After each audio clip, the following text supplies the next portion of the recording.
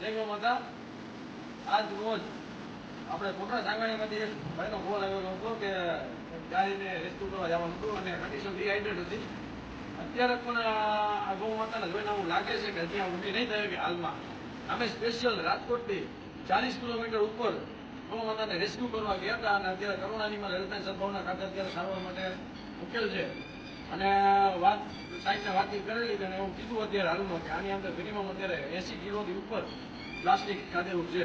અને જાહેર જનતાને પણ નમ્ર વિનંતી કરી છે કે તમે કોઈ પણ તમારા બહાર ખાવાનું રેકોર્ડ ફેંકો તો પ્લાસ્ટિકના ડબ્બામાં નાખી ન ફેંકો. કારણ કે એના કારણે કોઈ પણ અબોલજીવ ખાવાની લાલચમાં પ્લાસ્ટિક હોતું બધી વસ્તુ ખાઈ જાય છે.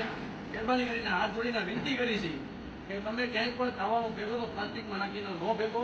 અને બને તો પ્લાસ્ટિક બહાર ફેંકવાનું તમે ટાળી દો.